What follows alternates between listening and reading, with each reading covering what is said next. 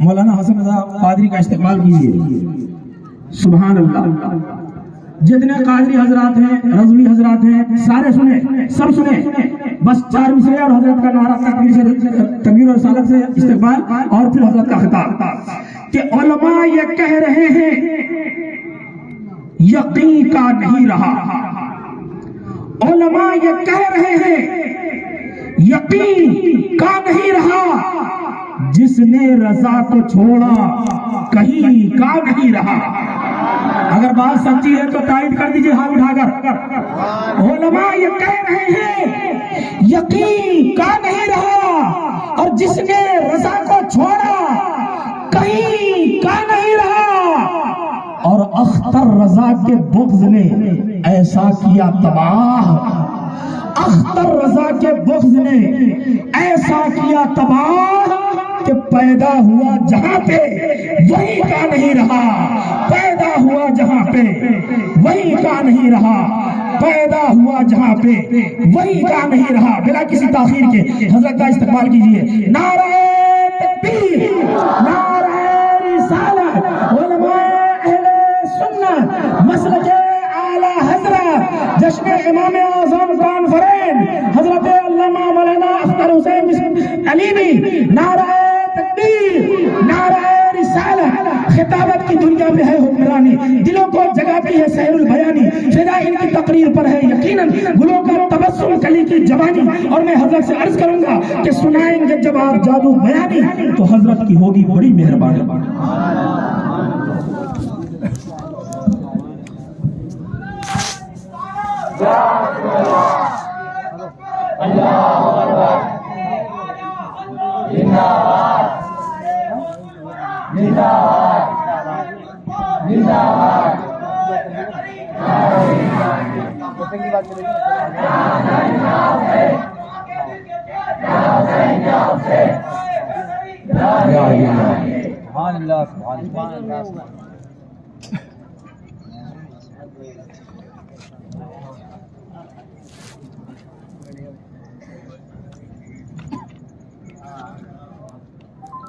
الحمدللہ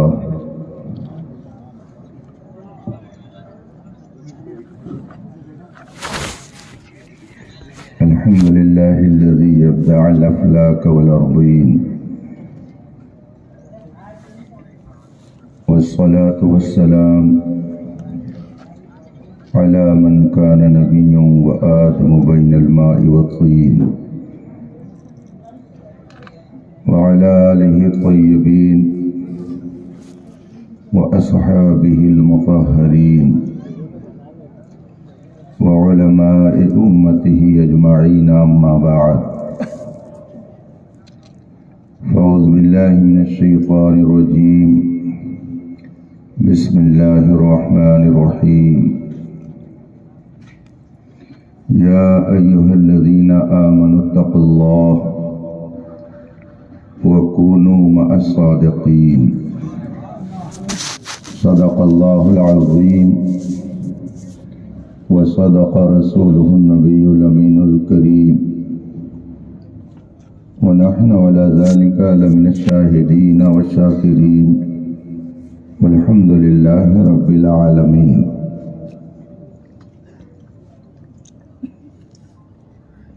منبر پاک پر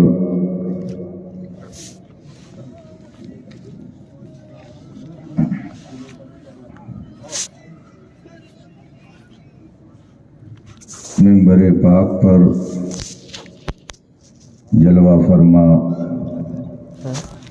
علماء ذوی الاحترام، طالبہ علوم نبوت، مداحان خیر الانام،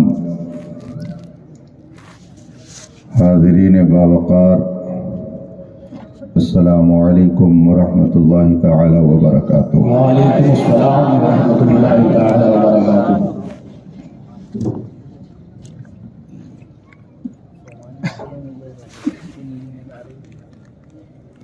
آج کا یہ عظیم الشان اجلاس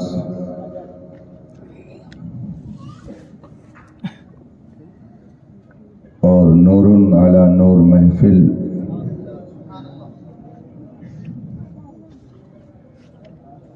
خیر و برکت میں ڈوبی ہوئی یہ رات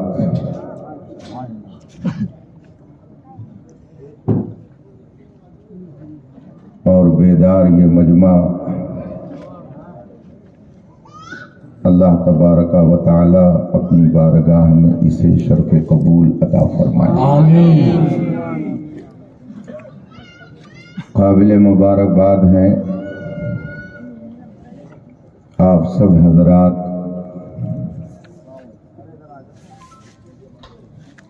کہ عالم اسلام کی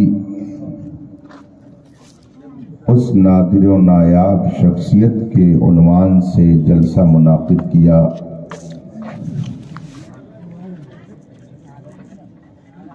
جس کی آمد اور ولادت کی خوشخبری خود رسول پاک نے عطا فرمائی. سبحان اللہ.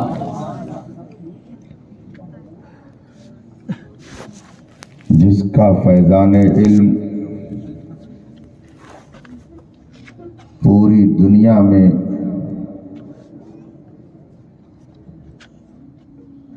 جاری سمندر کی طرح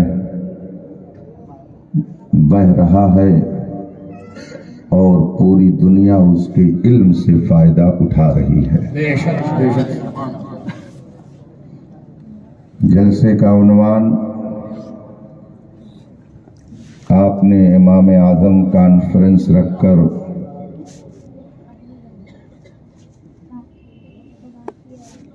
اپنی محبتوں کا اظہار کیا ہے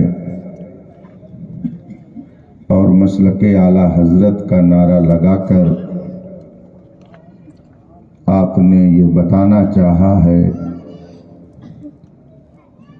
کہ بہت عظیم ہے مسلک امام اعظم کا،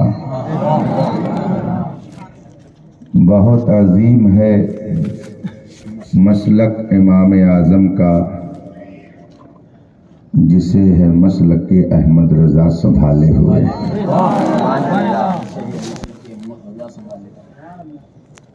اللہ تبارک و تعالی آپ سب کی اس جد و جہد کو شرف قبول عطا فرمائے. مجھ سے پیشتر آپ نے نعتیں سنی، تقریر بھی سماعت فرمائی. مجھے کیا معلوم تھا کہ میری قصیدہ خوانی کرنے والے بھی شہر میں موجود ہیں. میں اس قابل تو نہیں، نہ میری کوئی شان ہے، بس بات اتنی ہے کہ جب تک بکے نہ تھے تو کوئی پوچھتا نہ تھا، جب تک بکے نہ تھے تو کوئی پوچھتا نہ تھا. اے تاج شریعہ، کیا کہنا حضور. واہ واہ واہ واہ. سبحان اللہ. نعرہ تکبیر. بستی بستی قریہ قریہ، علم کا دریا فیض کا دریا، کون بنا مہمان کعبہ. جب تک بکے نہ تھے تو کوئی پوچھتا نہ تھا، تم نے مجھے خرید کے انمول کر دیا. سبحان اللہ. میں اپنے ان احباب کی دعاؤں سے تھوڑی دیر آپ کے درمیان رہنے کی کوشش کروں گا.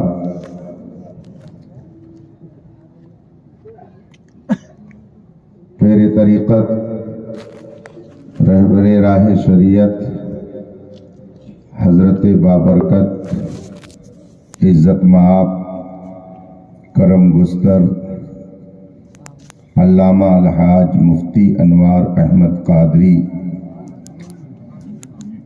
بانی الجامعۃ الغوثیہ غریب نواز کی دیرینہ کرم فرمائیاں اس فقیر کے ساتھ رہی ہیں. گزشتہ سال بھی انہوں نے مجھے اندور اس موقع پر آنے کے لیے اپنی خواہش ظاہر فرمائی تھی، مگر کسی وجہ سے آنا نہیں ہو سکا۔ اور پھر اس سال انہوں نے جب گفتگو فرمائی تو اس میں اس جملے کا اضافہ کیا کہ ایک روز تمہیں کھڈوا بھی جانا ہے۔ یو پی کا شاید ہی کوئی بالغ عاقل آدمی ہو جو کھڈوا کو نہ جانتا ہو، اس لیے کہ بمبئی کا راستہ کھڈوا ہو کر کے ہی ہے۔ لیکن میرے ایک بڑے کرم فرما جمدہ شاہی کے اصل باشندہ حضرت علامہ عبدالقدوس سالک دستوی صاحب ہیں، جس دارالعلوم میں میں خدمت انجام دیتا ہوں، دارالعلوم علیمیہ، اسی آبادی کے وہ رہنے والے اور ان کا کھڈوا کے اہل محبت سے بہت گہرا رشتہ ہے۔ انہیں کسی طرح یہ معلوم ہوا کہ میں کھڈوا جانے والا ہوں، تو انہوں نے فون پر مجھ سے فرمایا کہ میرا برابر آنا جانا وہاں پر لگا رہتا ہے۔ میری زبان سے نکلا کہ میں آپ کی راجدھانی میں جا رہا ہوں، آپ جانے کی اجازت دے دیجئے۔ خیر، وقت بہت قیمتی ہے اور آپ کی نیند بھی بہت قیمت رکھتی ہے۔ مزید ادھر ادھر کی گفتگو نہ کر کے میں چاہتا ہوں کہ عنوان کے حوالے سے کچھ دیر آپ کے درمیان کچھ بولنے کی جسارت کروں، مگر آئیے سب سے پہلے مصطفیٰ جان رحمت سرور کائنات، فخر موجودات، نبی مکرم، شفیع معظم، پیغمبر اعظم، محسن انسانیت صلی اللہ تعالی علیہ وآلہ وسلم کی بارگاہ قدس میں درود و سلام کا نذران عقیدت پیش کریں اور پڑھیں۔ اللہم صلی علی سیدنا و مولانا محمد معدل الجود والکرم و آلہ کرام اجمعین۔ رفیقان محترم، اللہ تبارک و تعالی کا بے پناہ احسان ہے، اس کا فضل ہے، اس کا کرم ہے کہ اس نے ہمیں اور آپ کو انسان بنایا اور خوبصورت انسان بنایا۔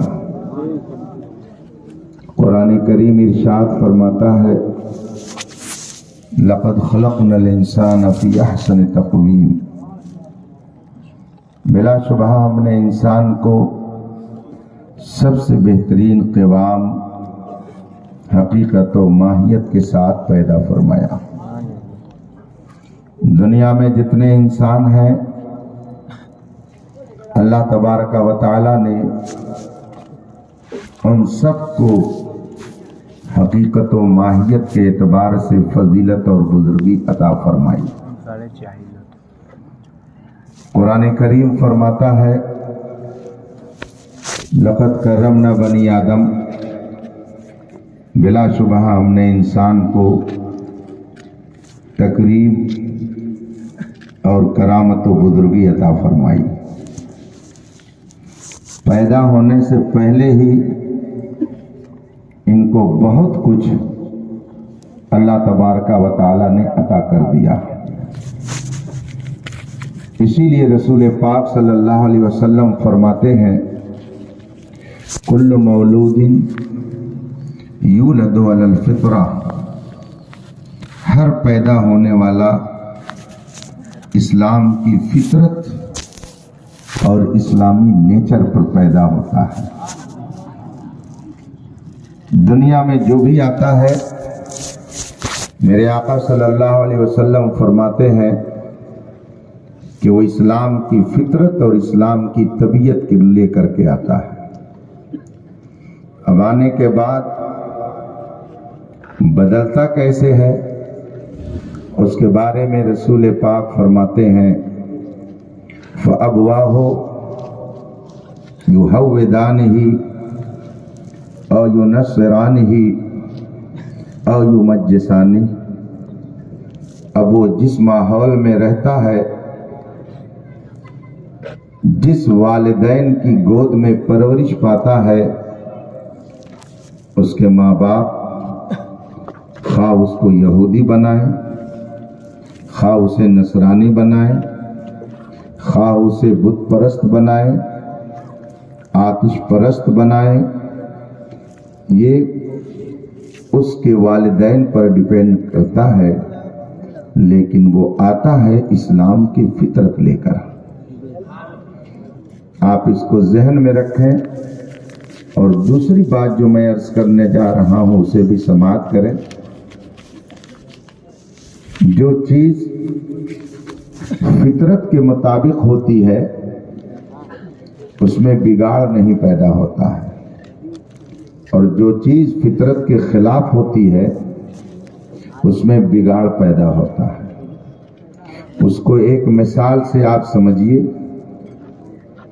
کشتی ہے، کشتی بنائی جاتی ہے سمندر پہ تیرنے کے لیے، کشتی بنائی جاتی ہے ندی اور تالاب میں چلانے کے لیے۔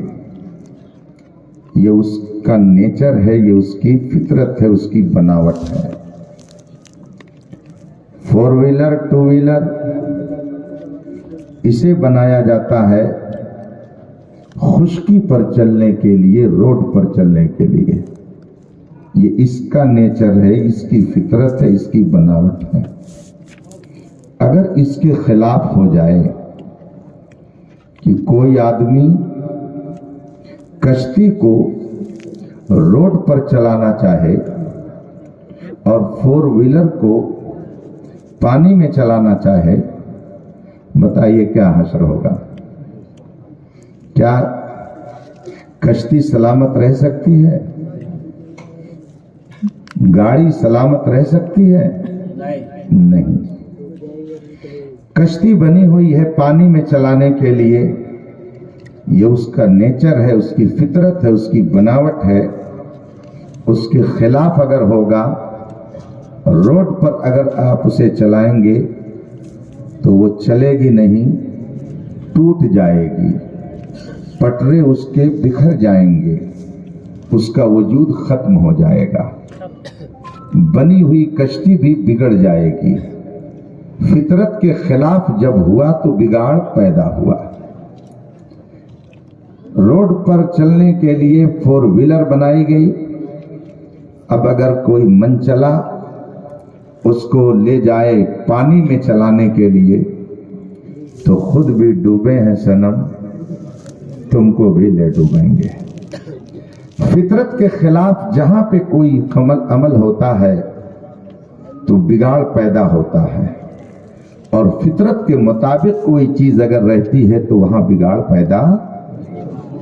اگر آپ اس حقیقت کو تسلیم کرتے ہیں تو آپ تیسری بات اور سنیے۔ اللہ تبارک و تعالی نے جب انسانوں کو پیدا فرمانا چاہا تو پیدا فرمانے سے پہلے ان کی روحوں کا جلسہ منعقد کیا، ایک اجلاس ہوا، اجتماع ہوا، جس میں مومن کی روحیں بھی تھیں، کافر کی بھی روحیں تھیں۔ قیامت تک پیدا ہونے والے سارے انسانوں کی روحیں موجود تھیں، اور ان سے پوچھا گیا الستو بربکم، کیا میں تمہارا رب نہیں ہوں؟ قالوا بلا، ساری روحوں نے وہاں پہ کہا کیوں نہیں، بے شک تو ہمارا رب ہے، کیوں نہیں، بے شک تو ہمارا پروردگار ہے، بے شک تو ہمارا خالق و مالک اور رب ہے۔ گویا روحوں کی دنیا میں ہماری فطرت میں یہ بات رکھ دی گئی کہ رب ایک ہے، خالق ایک ہے، مالک ایک ہے، کائنات چلانے والا ایک ہے، دنیا بنانے والا ایک ہے۔ اب اس فطرت پر جو دنیا میں آ کر کے رہے گا، بگاڑ اس کی طرف سے کبھی نہیں ہو سکتا ہے، فساد اس کی طرف سے کبھی نہیں ہو سکتا ہے، اس لیے کہ وہ تو اپنی فطرت پر چل رہا ہے، وہ اپنی فطرت کے مطابق چل رہا ہے۔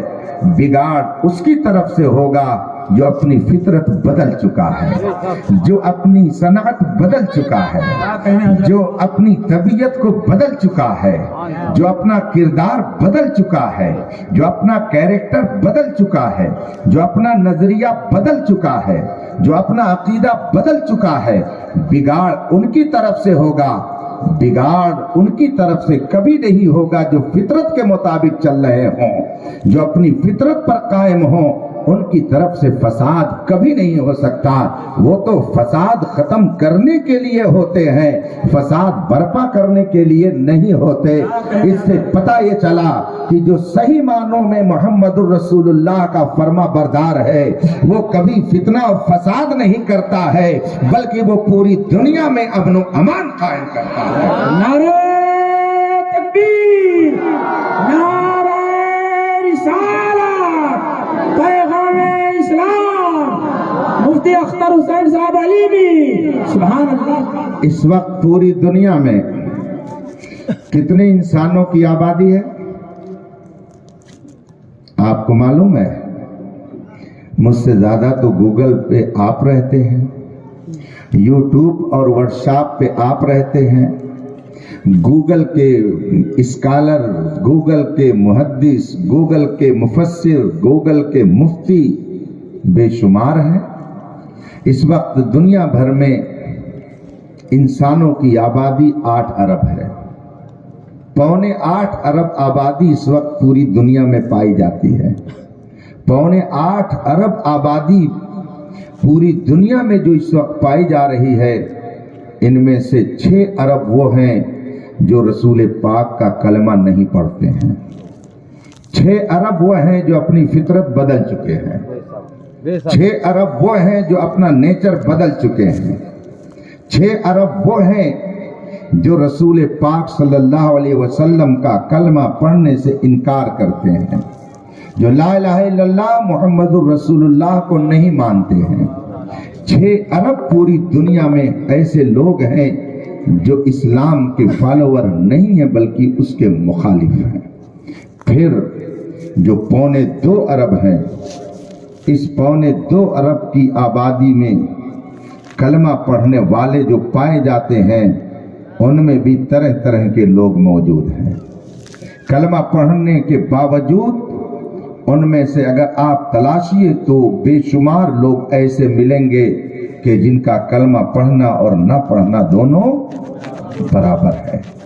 کلمہ پڑھا رسول پاک کا، لا الہ الا اللہ محمد الرسول اللہ کا جب آپ نے اعلان کر دیا تو اس کلمہ پڑھنے کا ایک تقاضا ہے، اور اگر اس تقاضے کو آپ نے پورا نہیں کیا تو کلمہ پڑھنے کا کوئی مطلب نہیں رہ جاتا ہے۔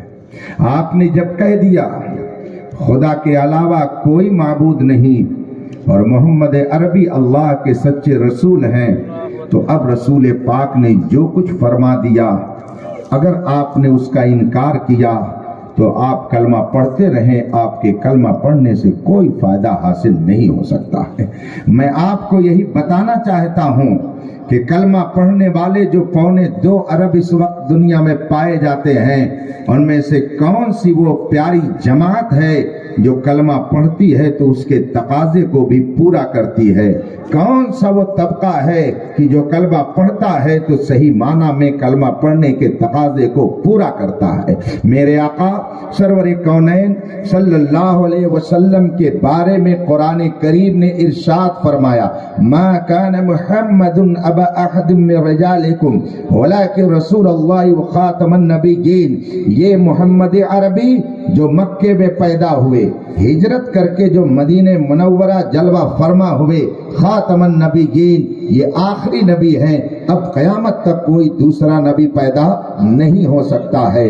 رسول پاک صلی اللہ علیہ وسلم ارشاد فرماتے ہیں لا نبی بعدی ولا فخر، میرے بعد کوئی نبی نہیں پیدا ہوگا مگر اس منصب پر مجھے فخر نہیں ہے. تو قرآن نے فرمایا محمد عربی آخری نبی ہیں. حدیث نے بتا دیا کہ رسول پاک کے بعد اب کوئی نبی پیدا نہیں ہو سکتا ہے مگر کلمہ پڑھنے والوں کی ایک جماعت کہتی ہے کہ حضور کے بعد بھی نبی پیدا ہو سکتا ہے. کلمہ پڑھنے والوں کی ایک جماعت کہتی ہے کہ ہمارے حضور آخری نبی نہیں ہیں، آپ کے بعد بھی نبی آ سکتے ہیں. مجھے بتائیے کیا کلمہ پڑھنے والی اس جماعت نے کلمہ پڑھنے کا تقاضا پورا کیا؟ اور کیا آپ اسے کہہ سکتے ہیں کہ تم سچے ہو جب قرآن کہہ رہا ہے کہ محمد عربی کے بعد کوئی نبی نہیں آ سکتا؟ اب اس کے خلاف اگر کوئی کہتا ہے کہ آ سکتا ہے تو وہ سب کچھ ہو سکتا ہے مگر سچا نہیں ہو سکتا ہے. قرآن کریم نے جب اعلان کر دیا محمد عربی وہ ہیں کہ اللہ تبارک و تعالی نے انہیں غیب کا علم عطا کیا ہے. قرآن ارشاد فرماتا ہے وَعَلَّمَكَ مَا لَمْ تَكُنْ تَعْلَمْ وَكَانَ فَضْلُ اللَّهِ عَلَيْكَ عَظِيمًا. اے میرے محبوب جو کچھ نہیں جانتے تھے میں نے تجھے سب عطا کر دیا ہے. کوئی چیز نبی سے پوشیدہ نہیں ہے، یہ قرآن کہتا ہے. خود دوسرے مقام پر قرآن ارشاد فرماتا ہے وَمَا هُوَ عَلَى الْغَيْبِ بِضَنِينٍ. نبی غیب کی بات بتانے پر بخیل نہیں ہے، نبی غیب داں ہیں، نبی غیب جانتے ہیں. اب اگر کوئی کلمہ پڑھنے والی جماعت کہتی ہے کہ نبی کو غیب کا علم نہیں ہے تو وہ سب کچھ تو ہو سکتی ہے مگر سچی جماعت نہیں ہو سکتی ہے. کلمہ پڑھنے والی یہ جماعت بھی اسی ہندوستان میں پائی جاتی ہے. رسول پاک صلی اللہ علیہ وسلم نے اپنے صحابہ کی عظمت کو خود اپنی زبان سے بیان کر کے امت کو صحابہ کا مقام بتایا اور خود قرآن کریم نے اپنے محبوب کے صحابہ کی عظمت کا اظہار کرتے ہوئے اعلان فرمایا وَكُلًّا وَعَدَ اللَّهُ الْحُسْنَى. میرے محبوب کے جتنے صحابی ہیں سب کے سب جنت کے وعدہ کیے ہوئے ہیں، اللہ نے سب سے جنت کا وعدہ کر لیا ہے. رسول پاک صلی اللہ علیہ وسلم ارشاد فرماتے ہیں لا تسبوا اصحابی، میرے صحابہ میں سے تم کسی کی شان میں گستاخی مت کرنا. فلو ان احدکم انفق مثل احد ذهبا ما بلغ مدہ ولا نصیفا. میرے صحابہ کا رتبہ یہ ہے کہ اگر تم میں سے کوئی احد پہاڑ کے برابر سونا خرچ کرے اور میرا ایک صحابی 2 کلو جو خدا کے راستے میں خرچ کر دے تو تمہارا احد پہاڑ کے برابر سونا خرچ کرنا میرے اس صحابی کے 2 کلو جو کا مقابلہ نہیں کر سکتا ہے. صحابہ کی عظمت کو رسول پاک نے اپنی زبان سے بیان فرمایا. اب اگر کوئی کلمہ پڑھنے کے باوجود صدیق اکبر پر تبرہ کرتا ہے، عمر فاروق اعظم پر تبرہ کرتا ہے، حضرت عثمان غنی کی شان میں گستاخی کرتا ہے، مولائے کائنات کی شان گھٹانے کی بیجا جسارت کرتا ہے، حضرت امیر معاویہ کے بارے میں زبان تنقید کھولتا ہے، تو وہ سب کچھ تو ہو سکتا ہے مگر وہ سچا کبھی نہیں ہو سکتا ہے. اس لیے کہ جس نبی کا ہم نے کلمہ پڑھا ہے اسی نبی نے ہمیں بتایا کہ میرے صحابہ کا مقام کتنا بلند و بالا ہے. اسی ہندوستان میں کلمہ पढ़ने वालों की ये जमात भी पाई जाती है कि जो नबी का कलमा पढ़ती है मगर नबी के सहाबा की शान में तौहीन करती है। मुझे बताइए, जो लोग कलमा पढ़ने के बावजूद नबी के सहाबा की शान में गुस्ताखी करें, भला वो सच्चे कैसे हो सकते हैं? मेरे आका सरवर कौनैन सल्लल्लाहु अलैहि वसल्लम इरशाद फरमाते हैं, अस्हाबी कन्नजूम बिअय्यिहिम इक्तदैतुम इहतदैतुम, मेरे सहाबा सितारों की तरह से हैं, तुम उनमें से जिसके पीछे चलोगे रब तुम्हें हिदायत अता फरमाएगा। रसूल पाक सल्लल्लाहु अलैहि वसल्लम इरशाद फरमाते हैं, मेरे अबू बकर और उमर का मकाम यह है कि अव्वलीनो आखरीन, यानी जब से दुनिया आबाद हुई और जब तक ये दुनिया रहेगी, नबियों और रसूलों को छोड़कर सारी मखलूक में सबसे अफजल रुतबा अबू बकर और उमर का है। ये मेरे मुस्तफा ने अपनी जबान से इरशाद फरमाया। अब अगर कोई सिद्दीक अकबर की शान में तौहीन करता है तो वो सब कुछ तो हो सकता है मगर सच्चा कभी नहीं हो सकता है। रसूल पाक सल्लल्लाहु अलैहि वसल्लम अपनी अहले बैत की शान बयान करते हुए इरशाद फरमाते हैं, मसलु अहले बैती का सफीनते नूह, मन तखल्लफ अन्हा फक़द गरक व मन रकिबहा फक़द नजा।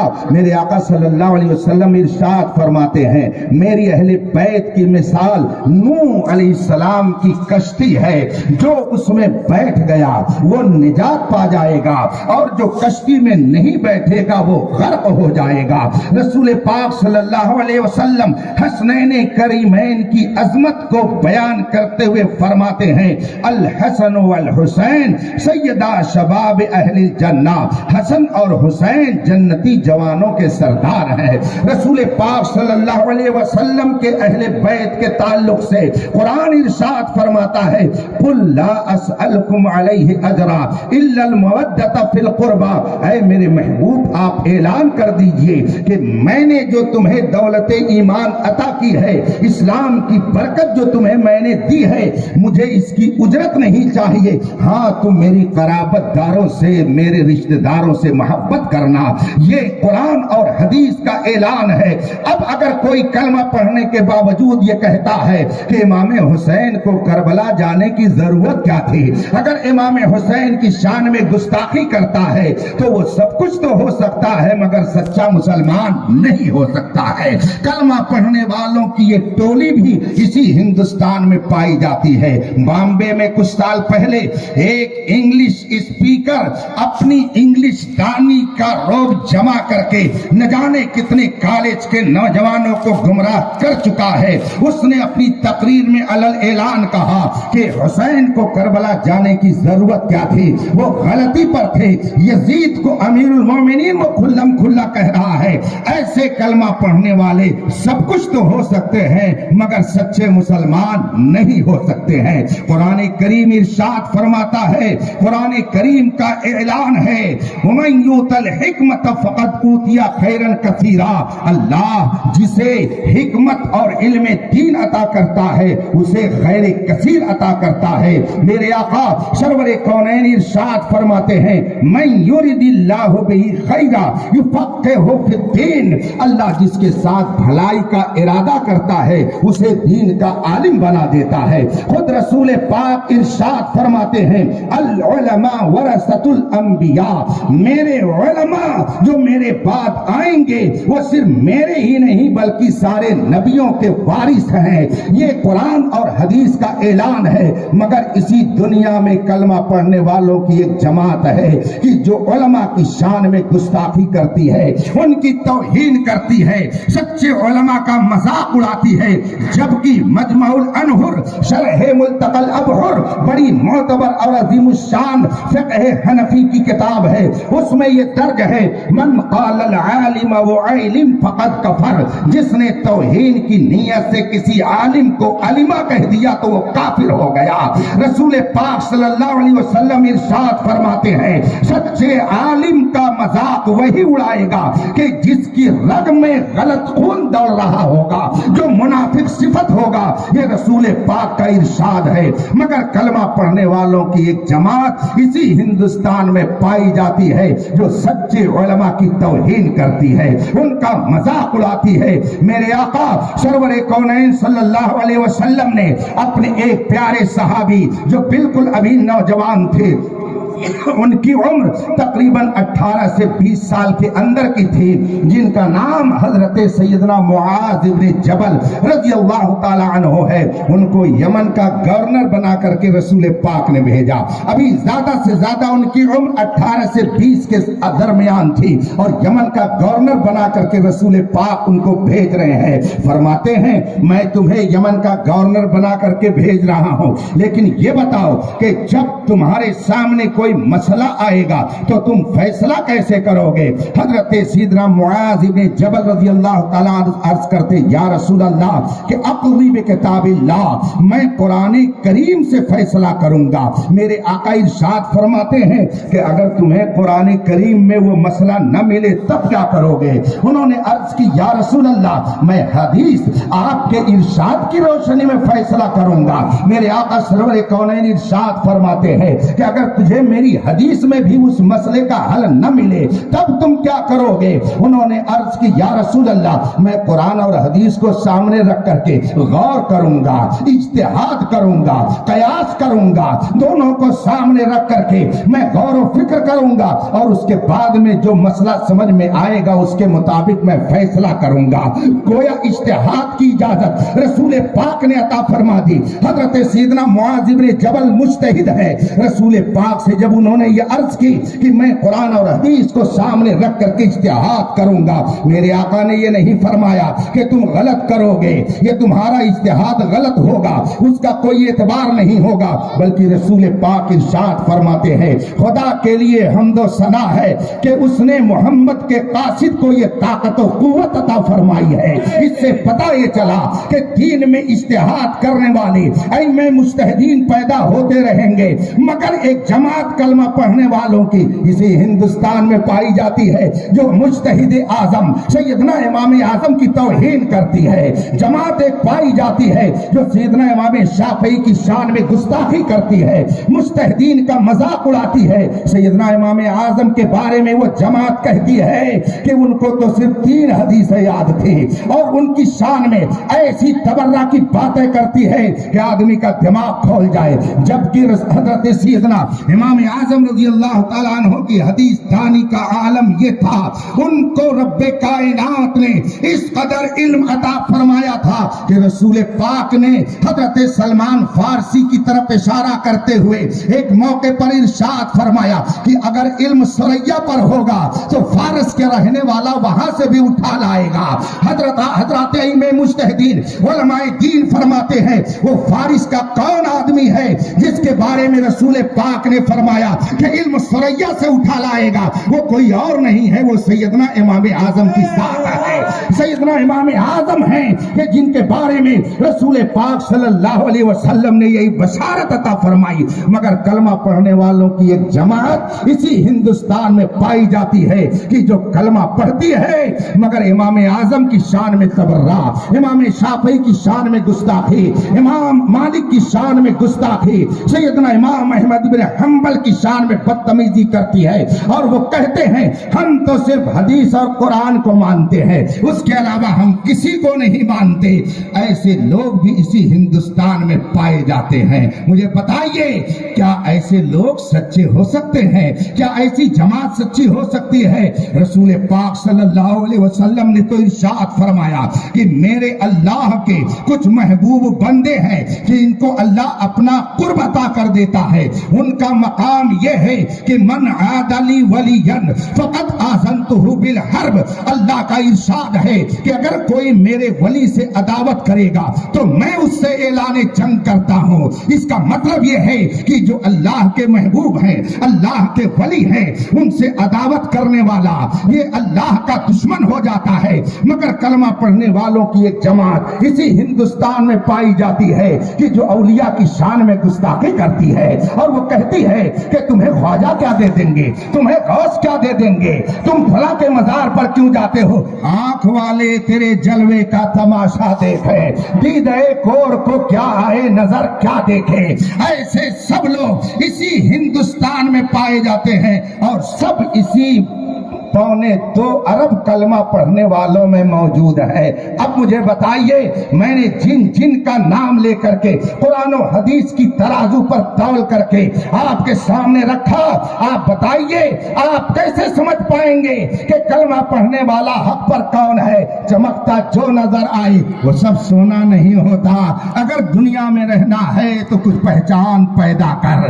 میرے بھائیوں, کلمہ پڑھنے والے اسی ہندوستان میں طرح طرح کے لوگ پائے جاتے ہیں, لیکن قربان جائیے حضرت امام احمد رضا کی ذات پر کہ فتنوں کے اس ہجوم میں اگر ہمارے ایمان کا تحفظ کوئی فراہم کر رہا ہے تو امام احمد رضا. نعرہ تکبیر, نعرہ رسالت, مسلک اعلی حضرت, پیغامات اعلی حضرت, تعلیمات اعلی حضرت مفتی اختر حسین صاحب علیمی. مسلک اعلی حضرت کا ایک بھی ماننے والا دنیا میں آج تک مجھے نہیں ملا جو یہ کہتا ہو کہ رسول پاک کے بعد بھی دوسرا نبی آ سکتا ہے. کلمہ پڑھنے والا, مسلک اعلی حضرت پر چلنے والا ایک آدمی آج تک مجھے نہیں ملا جو یہ کہتا ہو کہ خدا جھوٹ بول سکتا ہے. امام احمد رضا کا ماننے والا ایک فرد آج تک مجھے نہیں ملا کہ جس نے کسی ولی کی شان میں گستاخی کی ہو. چلے جائیے خواجہ کے دربار میں, چلے جائیے مخدوم محیمی کے دربار میں, چلے جائیے مخدوم سمنا کے دربار میں, چلے جائیے محبوب الہی کے دربار میں, چلے جائیے صابر پیا کلیری کے دربار میں, چلے جائیے امیر خسرو کے دربار میں, چلے جائیے قطب الدین بختیار کاکی کے دربار میں, آپ کو ہر جگہ امام احمد رضا کا ماننے والا ملے گا. اس لیے کہ امام احمد رضا نے انہیں بتایا ہے, یا رسول اللہ یہ سب تیرے غلام ہیں اور تیرے غلاموں کا نقش قدم ہے راہ خدا, وہ کیا بہک سکے جو یہ سراغ لے کے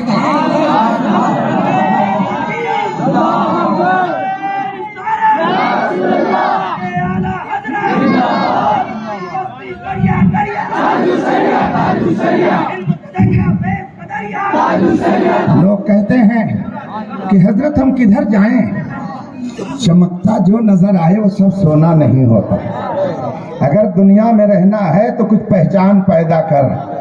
لوگ کہتے ہیں یہ بھی کلمہ پڑھتے ہیں وہ بھی کلمہ پڑھتے ہیں, ہم جائیں تو کدھر جائیں, ادھر جائیں کہ ادھر جائیں. یہ بھی قرآن پڑھتے ہیں, یہ بھی قرآن پڑھتے ہیں, یہ بھی حدیث پڑھتے ہیں, یہ بھی حدیث پڑھتے ہیں, مگر بتائیے تمہیں کالی گھٹاؤں کا نہیں پہچاننا آیا؟ نشیمن سے دھواں اٹھتا ہے, تم کہتے ہو ساون ہے. آج آپ اپنے ماتھے کی آنکھوں سے دیکھ رہے ہیں کہ اگر 12 ربیع الاول شریف کا موقع آیا, آپ کے گھر پہ اگر جھنڈا لگ گیا, آپ کے گھر پہ اگر کنکمہ لگ گیا تو ایک ٹولی نوخیزوں کی گھومتی ہے. یہ بتاؤ یہ رسول پاک نے جھنڈا لگایا؟ یہ بتاؤ کہ یہ کنکمہ حدیث سے ثابت ہے؟ تم جلوس نکالتے ہو, اس کا ثبوت حدیث میں کہاں ہے؟ تم لوگ یہ کرتے ہو, یہ حدیث سے کہاں ثابت ہے؟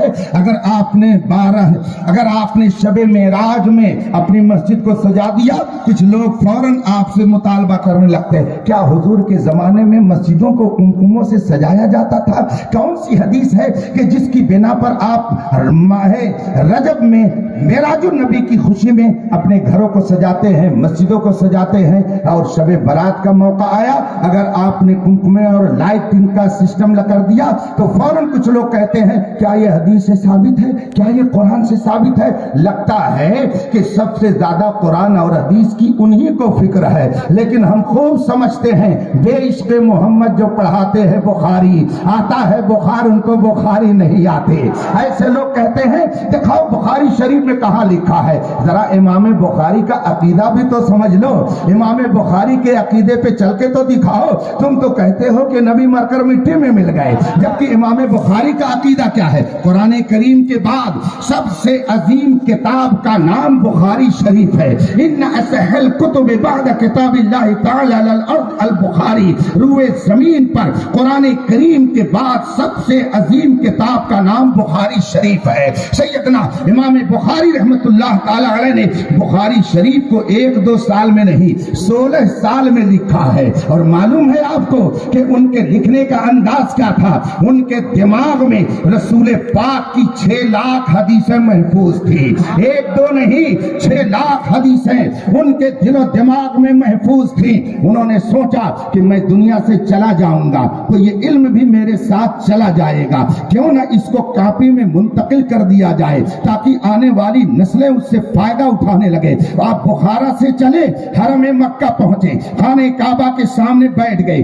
قلم لیا, کاغذ لیا. اب سوچا کہ جو دل و دماغ میں حدیث مصطفیٰ ہے اس کو لاؤ لکھ لوں. فوراً دل میں خیال آیا رسول پاک کی بات ہے, مصطفیٰ کا ارشاد ہے, اس کے لکھنے کے لیے ذرا کچھ اہتمام کر لیا جائے, ذرا تعظیم کا کچھ طریقہ اپنا لیا جائے. فوراً قلم کاغذ رکھ دیا, آب زمزم کے پاس تشریف لے گئے اور جانے کے بعد آپ نے طہارت حاصل کی. پھر آئے اور ایک حدیث کو انہوں نے کاپی میں لکھ دیا. اب جب دوسری حدیث لکھنے چلے فوراً دل نے کہا نبی کی بات ہے, کائنات کے مالک و مختار کی بات ہے, پیارے محبوب کا ارشاد ہے, اس کو لکھنے کے لیے ذرا محبت کا تقاضا کچھ ہم سے کہہ رہا ہے. چنانچہ گئے, پھر دوبارہ آب زمزم سے پھر وضو کیا اور آنے کے بعد دوسری حدیث لکھی. اب جب تیسری حدیث لکھنے کے لیے چلے سوچا کہ چلو لکھ دیا جائے, مگر دل نے کہا محبوب کی بات کو ذرا اہتمام سے لکھا جائے, محبت کی خوشبو میں لکھا جائے.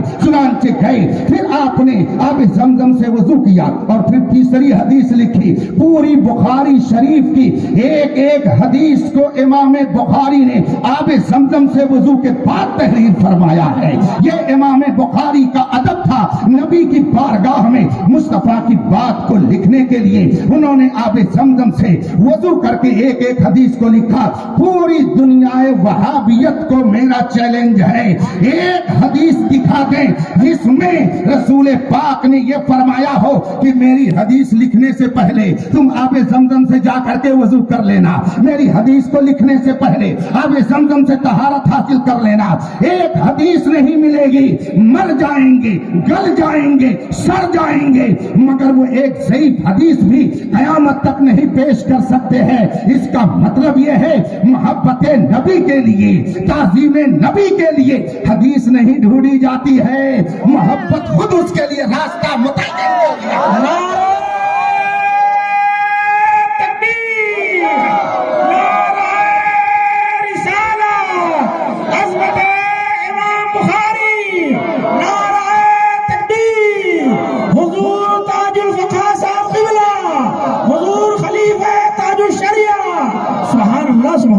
دیکھیے, آپ لوگوں کے بتانے کے مطابق 12 بج گیا ہے, ٹائم ہو گیا ہے. رفیقان محترم, اگر آپ تھوڑی دیر اور اجازت دیں گے, آپ کی منتظمہ کمیٹی اجازت دے گی تو 2-4 منٹ میں اس گفتگو کو پوری کرنے کے لیے کوشش کروں گا. ٹائم آپ کا ہو چکا ہے. اگر آپ بیٹھنا چاہتے ہیں تو میں اپنی گفتگو مکمل کر کے پھر آپ سے رخصت ہوں گا. حضرت سیدنا امام بخاری نے جب بخاری شریف کو ابھی رفع کیا, فیر نہیں کیا بلکہ رفع کیا, رفع و فیر تو سمجھ ہی رہے ہیں, رفع کیا. اس کے بعد میں جب پوری فائل تیار ہو گئی, سبحان اللہ, امام بخاری نے پوری فائل تیار کرنے کے بعد کئی سال لگ گئے. مکہ شریف میں لکھنے کے بعد جب پوری فائل تیار ہو گئی اس کو سمیٹا اور اب کعبہ کی طرف چلے. اعلیٰ حضرت نے ایسے ہی نہیں فرمایا ہے کہ حاجیو آؤ شہنشاہ کا روضہ دیکھو, کعبہ تو دیکھ چکے, کعبے کا کعبہ دیکھو. حضرت سیدنا امام بخاری نے بخاری شریف کو اکٹھا کیا, پوری فائل اکٹھا کی, قلم کاغذ دوات بنڈل بنایا اور پھر اب مکہ شریف سے گنبد خضرا کی بارگاہ میں حاضری دینے کے لیے چلے. لوگ کہتے ہیں مزار پہ جانا شرک ہے, یہ بتا امام بخاری مکہ سے مزار پہ مصطفیٰ پہ جا رہے ہیں, بتا امام بخاری شرک کر رہے تھے کہ کفر کر رہے تھے؟ ارے ظالم, اگر امام بخاری مشرک ہو سکتے ہیں تو بلا شبہ تو تو مشرک نہیں، تیری نسل مشرک ہو سکتی ہے۔ مگر امام بخاری نے یہ شرک نہیں کیا، بلکہ انہوں نے بتا دیا کہ مصطفیٰ کے روضے پر جانا یہ شرک نہیں ہے بلکہ ایمان کی تکمیل کا ذریعہ ہے۔ امام بخاری پوری فائل لے کر مکہ مکرمہ سے مدینہ منورہ پہنچتے ہیں۔ ایک روایت میں ہے کہ مواجہہ شریف میں سامنے کی طرف، ایک روایت میں ہے کہ ریاض الجنہ میں بیٹھ کر کے پوری فائل لے کر کے بیٹھ گئے۔ سبحان اللہ سبحان اللہ۔ اور اس کے بعد میں ورق کھول کھول کر کے سوچا کہ اب یہاں پر فیئر کر لیا جائے، وہاں پہ رف کیا اور یہاں اب فیئر کرنے کی باری آئی۔ تو جب ایک حدیث کو وہ فیئر کرنا چاہتے، عقیدہ ذرا دیکھیے، روضے رسول کی طرف متوجہ ہوتے اور وہ حدیث پڑھتے اور پڑھنے کے بعد عرض کرتے یا رسول اللہ میں نے یہ حدیث لکھ لی ہے، کیا آپ نے یہ فرمایا ہے؟ روضے رسول کی طرف متوجہ ہو کر کے امام بخاری کہتے کیا آپ نے یہ فرمایا ہے؟ اور اتنا کہہ کر کے سر جھکا لیتے۔ وہ جانتے تھے کہ لب واہ ہیں، آنکھیں بند ہیں، پھیلی ہے جھولیاں، کتنے مزے کی بھیک تیرے پاک در کی ہے۔ وہ جانتے تھے کہ واللہ وہ سن لیں گے، فریاد کو پہنچیں گے، اتنا بھی تو ہو کوئی جو آہ کرے دل سے۔ امام بخاری ایک حدیث پڑھنے کے بعد سر جھکا لیتے، مراقبے میں چلے جاتے اور اس کے بعد پھر انتظار کرتے رہتے کہ ادھر سے جواب کیا آتا ہے، محبوب کی طرف سے جواب کیا آتا ہے۔ اٹھاؤ حضرت سیدنا شیخ عبدالحق محدث دہلوی کی کتاب اشعۃ اللمعات، جن کی بدولت ہندوستان میں علم حدیث پھیلا ہے۔ حضرت سیدنا شیخ عبدالحق محدث دہلوی کا مزار مہرولی شریف میں مرجع خلائق ہے۔ اللہ توفیق دے تو جا کر کے جاروب کشی کر لیجئے گا۔ فقیر نے کئی بار حاضری دی اور جب پہلی بار حاضری دیا تو عقیدت میں اس فقیر نے اپنے کرتے سے ان کے مزار شریف کی جاروب کشی کی ہے۔ ان کا فیضان الحمدللہ لے کر کے میں اپنی منزل کی طرف بڑھتا جا رہا ہوں۔ حضرت شیخ عبدالحق محدث دہلوی اپنی کتاب اشعۃ اللمعات میں یہ واقعہ تحریر فرماتے ہیں کہ حضرت سیدنا امام بخاری ایک حدیث کو روضے رسول کی طرف متوجہ ہو کر کے سنا دیتے اور پھر مراقبے میں چلے جاتے اور انتظار کرتے رہتے کہ دیکھیں مصطفیٰ کی نگاہ کرم کب ادھر ہوتی ہے، رسول پاک کب ادھر متوجہ ہوتے ہیں۔ اور جب ادھر سے دل میں جواب رسول پاک عطا کر دیتے تب امام بخاری اس کو فیئر کیا کرتے تھے۔ یہی عقیدہ تو بریلی کے امام احمد رضا نے دیا ہے، تو زندہ ہے واللہ، تو زندہ ہے واللہ، میری چشم عالم سے چھپ جانے والا۔ آپ سے سوال کرتے ہیں یہ کمکمہ لگایا یہ حدیث سے کہاں ثابت ہے؟ اب میں آپ سے عرض کروں گا کہ اگر کوئی آپ سے پوچھے تو آپ اب ان سے پوچھئے گا، ہم نے سنا ہے کہ عرب شریف میں تمہاری نجدی حکومت نے سنیما گھر کھول دیا ہے، ذرا یہ تو بتاؤ کہ وہ بخاری شریف کی کس حدیث میں لکھا ہوا ہے۔ اب اگر کوئی نجدی آپ سے کچھ کہے تو آپ اس سے پوچھئے گا کہ ہم نے سنا ہے کہ اس مقدس سرزمین پر تمہاری حکومت نے عیاشی کا اڈا شراب خانہ کھول دیا ہے، ذرا وہ حدیث تو ہم کو بتا دو جس میں رسول پاک نے فرمایا ہو کہ ہاں تم عرب میں عیاشی کا اڈا شراب خانہ کھول دینا۔ جب تم سے کوئی نجدی کوئی گفتگو کرے تو آپ اس سے کہنا ہم نے سنا ہے کہ عرب میں تمہاری نجدی حکومت نے جوا خانہ کھول دیا ہے اور وہاں تمہارے بڑے بڑے شیوخ جا کر کے عیاشی کرتے ہیں، ذرا وہ حدیث تو بتا دو جس میں رسول پاک نے فرمایا ہو کہ جوا خانہ کھولنا اس جگہ تمہارے لیے درست ہو جائے گا۔ 14ویں صدی اور 15ویں صدی میں دن میں اگر تارے نظر نہ آ جائیں تو اسی دن سے اختر حسین کا نام لینا چھوڑ دیجئے گا۔ یہ وہ جماعت ہے، یہ وہ قوم ہے، یہ وہ لوگ ہیں، یہ وہ گروہ ہے جنہوں نے پوری دنیا سنیت ہی نہیں بلکہ پوری دنیا اسلام کو بدنام کر کے رکھ دیا ہے۔ ایسے پرفتن ماحول میں اگر آپ چاہتے ہیں کہ سچوں کے ساتھ رہیں تو میں کہتا ہوں کہ جب ایک طرف کہنے والا کہہ رہا ہے نبی کچھ نہیں دے سکتے تو بریلی سے آواز آتی ہے کون دیتا ہے؟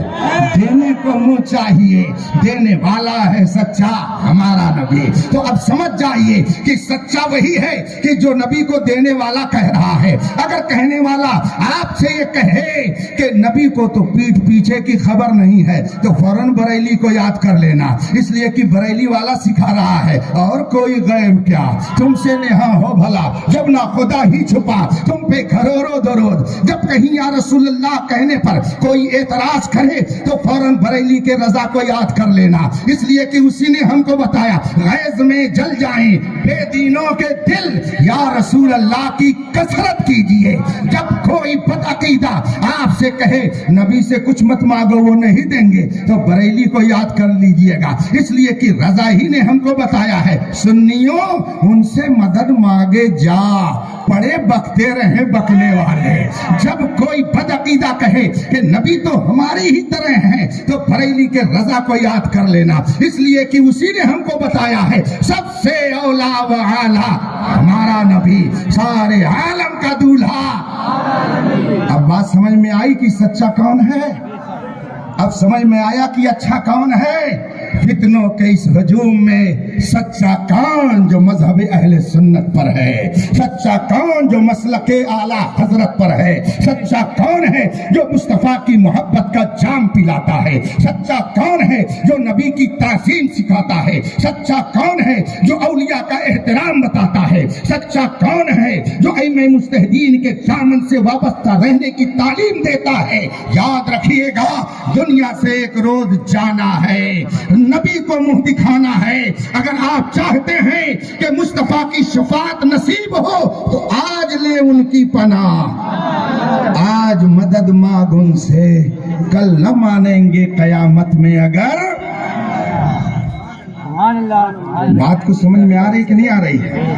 कोनो मा सादिकीन, सच्चों के साथ रहो। क्या अभी आपको परेशानी होगी सच्चों को पहचानने में?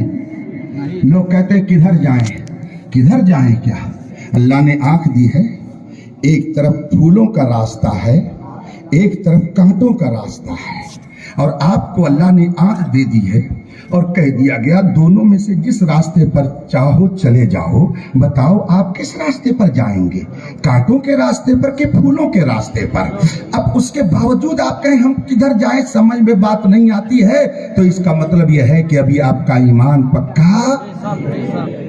एक तरफ कांटों का रास्ता, नबी की तौहीन का कांटा, अंबिया की गुस्ताखी का कांटा, औलिया से दूर करने का कांटा, इमाम आजम की गुस्ताखी का कांटा, औलियाए किराम की अदावत का कांटा, ये सारे कांटे एक रास्ते पर बिछे हैं। और एक तरफ मोहब्बत के फूल बिछे हुए हैं, अंबिया की मोहब्बत के फूल, औलिया की अकीदत के फूल, सहाबा की अजमत के फूल, अहले बैत के एहतराम के फूल, इमाम मुज्तहिदीन की मोहब्बत के फूल। ये फूल वो हैं जिसे मसलके आला हजरत कहा जाता है। इसीलिए फूल के इस रास्ते पर चलो, और जब जन्नत में जाओगे तो ये कांटे वाले भी वहां जाना चाहेंगे, तो फिर वहीं पर कहने में मजा आएगा तुझसे। और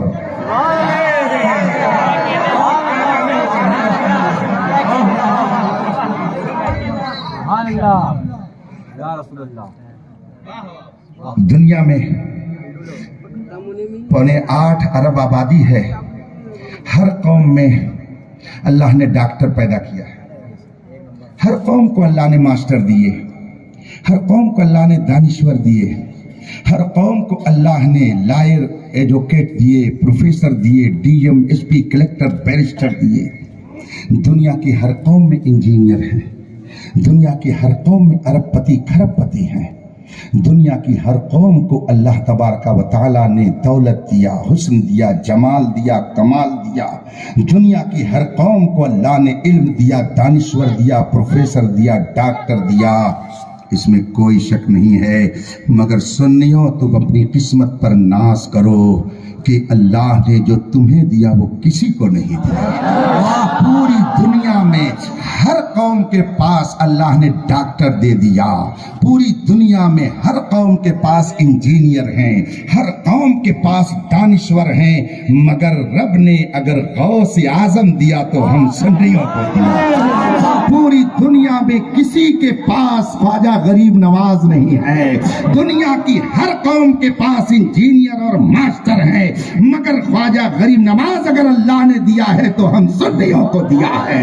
پوری دنیا میں کسی قوم کے پاس امام اعظم نہیں ہے، امام اعظم ہے تو ہم سنیوں کے پاس ہے. پوری دنیا میں کسی کے پاس امام احمد رضا نہیں ہے، امام احمد رضا ہے تو ہم سنیوں کے پاس ہے. بلکہ اور آگے بڑھ کر کے میں کہتا ہوں پوری دنیا میں اس وقت کسی کے پاس تاج الشریعہ ہے، تاج الشریعہ ہے تو ہم سنیوں کے پاس. نعرہ رسالت، خلیفہ حضور تاج الشریعہ، حضور تاج الفقہ، مفتی اختر حسین صاحب علیمی، سبحان اللہ سبحان اللہ. تاج الشریعہ کی جب بات آتی ہے تو دل چاہتا ہے کہ بس ان کی داستان محبت، داستان علم و فضل سناتے ہی رہو. ان کا سایہ ایک تجلی، ان کا نقش پا چراغ، وہ جدھر گزرے ادھر ہی روشنی ہوتی گئی. مدینہ منورہ میں، مکہ مکرمہ میں، عرب و عجم میں جب میرا تاج الشریعہ جاتا تھا سبحان اللہ، احقاق حق کا وہ جذبہ لے کر کے جاتا تھا کہ جب اپنی پیار بھری گفتگو سامنے والے کو سناتا تھا تو ہم ہوئے، تم ہوئے کہ میر ہوئے، ان کی زلفوں کے سب اسیر ہوئے. حق بات کہنے میں کبھی اس نے کسی کی پرواہ نہیں کی. الحمدللہ کئی بار میں دبئی تقریر کے سلسلے میں جا چکا ہوں. مجھے وہاں پر ایک شیخ کے بارے میں علماء نے بتایا کہ بہت عظیم شیخ دبئی میں ہیں، شیخ طریقت ہیں، عالم دین ہیں، اور دبئی کے علماء اور مشائخ ان کا بہت احترام کرتے ہیں. انہوں نے سنا کہ علامہ اختر رضا تاج الشریعہ ہندوستان سے تشریف لائے ہوئے ہیں. انہوں نے پیغام دیا کہ حضرت میرے گھر پر جلوہ فگن ہو جائیں. حضور تاج الشریعہ نے ان کی دعوت کو قبول کر لیا اور تشریف لے گئے. ان کے گھر پر خانقاہ ہے، ان کی اپنی درسگاہ ہے، ان کی اپنی مسجد ہے.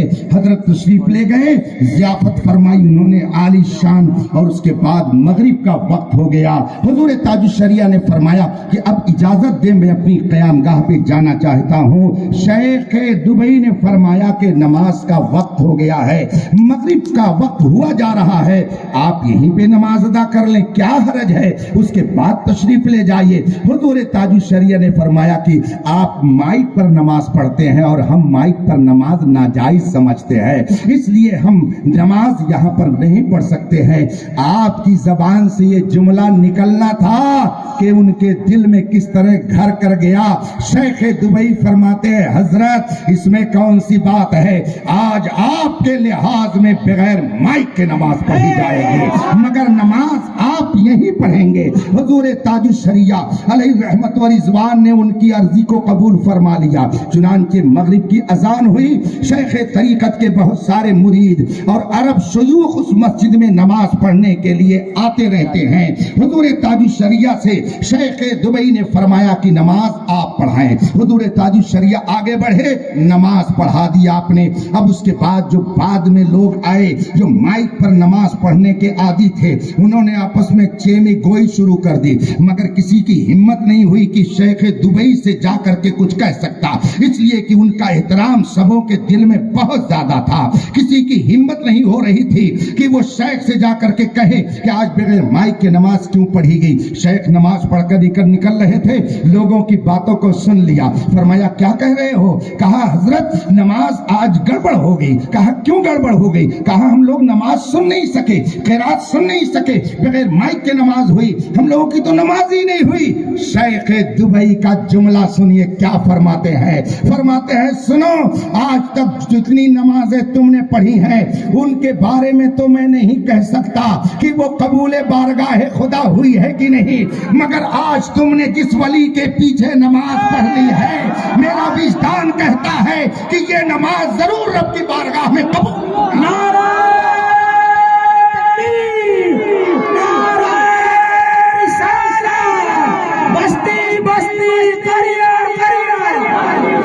محترم ابھی مجھے بھی سفر کر کے اندور پہنچنا ہے، پھر وہاں سے صبح مجھے لکھنؤ، پھر شام کو مجھے لکھیم پور، اس کے بعد میں پھر سفر یہ رمضان کے آنے تک یوں ہی سلسلہ جاری رکھنا ہے. کل مجھے خبر یہ ملی ہے کہ میرے تاج الشریعہ کے لخت